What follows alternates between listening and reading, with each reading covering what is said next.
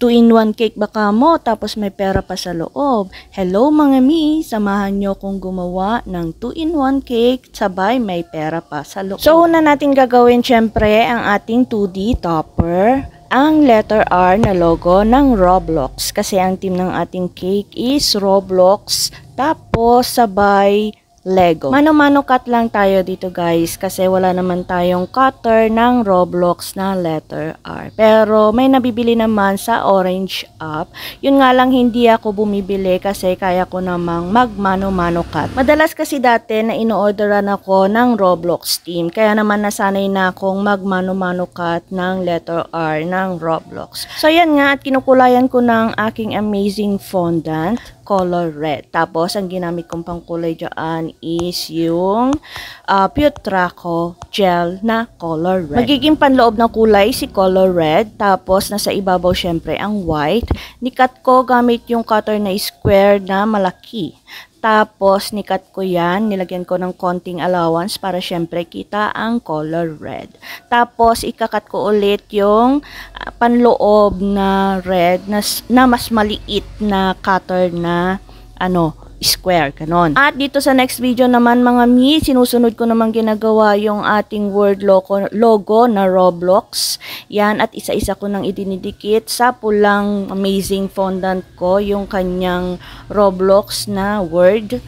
At namano-mano cut ko yan. Hindi ko na naipakita sa video kasi marami siya tapos ang liliit niya. Ganun. May tutorial na ako nito dati. Nagawa ko na siya.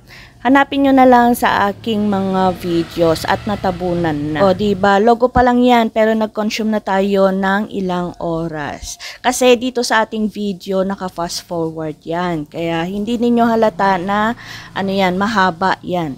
Dahil manipuli nga ang ating cake, syempre isusunod ko namang i-assemble itong mga bills. Bali mga 15 pieces lang naman itong bills. Yan, at kasyang-kasya sa ating cake. Plastic lang naman ng yellow ang ginamit ko dyan. Dinikit-dikit ko siya gamit ang scotch tape. Tapos nilagyan ko siya ng popsicle stick. Tapos dinikit ko siya gamit yung double-sided tape. Yun ang tanda ng paghugot ng pera, yung popsicle stick. Tapos i-roll ko na dyan sa ating hard straw. Sa pagro-roll ng pera, dapat wag masikip. Kailangan luwangan lang natin ng konti para naman yung ating celebrant ay hindi siya mahirapan sa paghatak. Ganon. So yan nga, at na-roll ko na. Syempre, wag natin kalimutan tanggalin yung magkabilang dulo na nakausli na hard straw. And then, itatabi ko lang ito kasi i-assemble ko namang isunod yung aking cake. Maglalagay muna ako ng chocolate ganache sa aking board. Saka ko ilalagay yung aking cake para syempre iwas siya sa dulas. Ganon. And then, bawat layer, syempre, lalagyan ko yan ng filling na chocolate ganache. Saka ko ulit ipapatong yung panibagong layer. Yan, patong-patong lang yan hanggang sa makuha ko yung gusto kong size ng aking cake. Susukatin ko lang yung lapad ng pera para alam ko kung saan ko siya ikakat. Kung saan ko ikakat yung aking cake. Yan, huhukayin ko yung aking cake, yung kasya sa paglalagyan ko ng aking pera. Sa pagkakat ng cake, dapat hindi sakto yung ilalagay na bills. Kailangan luwangan lang natin ng konti para makahinga siya sa loob ng ating cake. Para makaikot siya ng maayos dun sa loob ng ating cake. So yan na, at nilalagyan ko siya ng barbecue stick.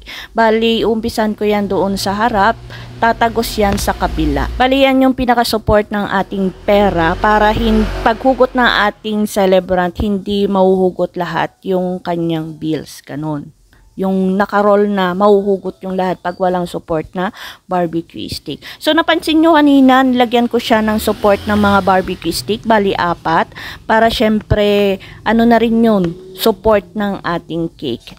Para pag nanggigil yung ating celebrant, lalo na yung sa ating celebrant is bata pa, hindi mawawasak yung kanyang cake. So yan, pinapahiran ko muna ng chocolate ganache yung aking cake kasi mamaya i-cover ko yan ng fondant. Then sa top ng ating cake, iniiwasan kong lagyan ng chocolate ganache yung pinakabutas para hindi siya matabunan. Kasi kapag nagset yung ating chocolate ganache, titigas yan. Mahihirapan ngayon sa paghugot yung ating celebrant. So yan, napakinis ko na, ilalagay ko na yan sa chiller hanggang sa mag-set. And then prepare ko naman tong aking fondant na i-cover sa aking cake. So una kong pinula yan ng black kasi ire-rest ko muna yan para makuha ko yung tamang kulay ng aking fondant. So, paneling yung gagamitin kong method sa pagko-cover ng aking cake.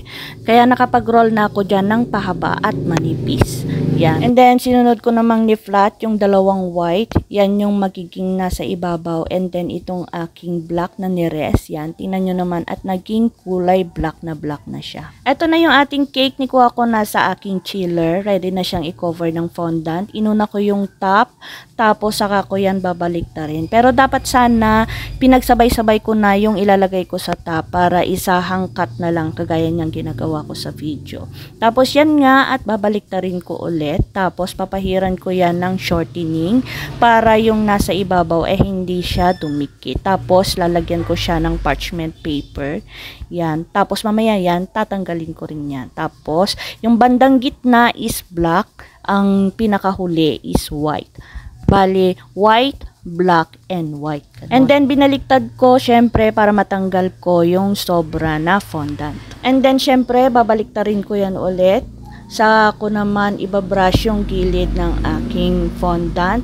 Yan, kasi para dumikit yung ipapanel kong fondant sa side ng aking cake. So, yan na nga at ipapanel na natin yung white na fondant sa side. Yan, lalapat lang natin yan ng maigi gamit yung ating kamay. Paikot. Medyo bitin dyan pero hinatak ko lang yan pababa. Tapos, syempre, tatanggalin natin yung sobra. Cut natin sa labas. Tapos, sa loob. Tapos, pagdidikitin natin yung magkabilang dulo. O, perfect, diba? Tapos, saka natin hihiwain yung ating paghahatakan ng pera. Pero, dapat sana hindi ko pa yan hiniwa.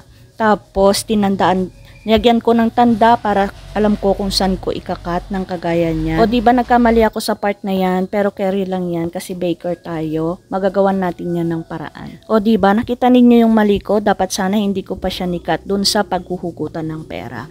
Pero, nandyan na yon kaya nigawan ko na lang siya ng paraan. So, yan nga, tinatanggal ko na yung parchment paper. O, diba hindi na hiwa yung nasa loob na puting fondant. Tapos nilagay ko na yung letter R na logo. Syempre ni-video ko rin kung saan nahatakin yung pera. Tatanungin kasi yan ni ating customer kung saan ang hatak ng pera para alam niya kung saan. Ganon.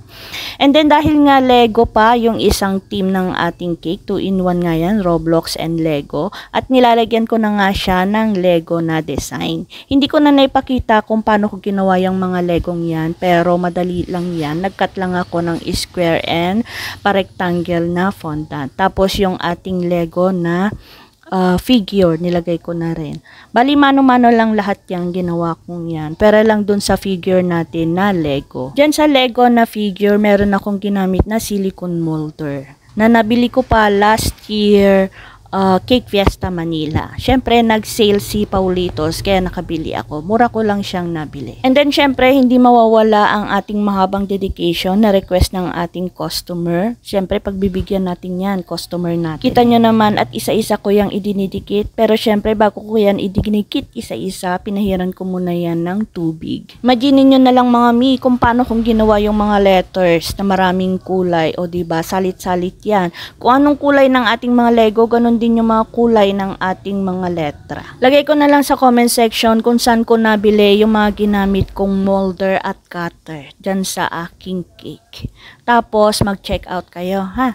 O diba, kung titingnan ninyo mga mi, parang ang simple-simple ng ating cake. Pero kapag ginawa na, napakabusisi pala. Ang liit-liit niya pero ang busi-busisi. Pero nakaka-enjoy gawin kasi para lang naman tayong naglalaro. Syempre kapag mahal mo yung trabaho mo, para mo lang siyang nilalaro. Pero maganda naman ang kinalabasan. Ganun. Kapag kasi fondant ang ginagawa natin, para lang tayo naglalaro ng clay dough. At ito na nga po ang ating finished product. O diba, ang cute ng kinalabasan ng ating cake. So hanggang dito na lamang po ang ating mahabang video ng ating cute na cake. At sana kahit papaano meron kayong natutunan. Thank you for watching. Till next video. Bye-bye!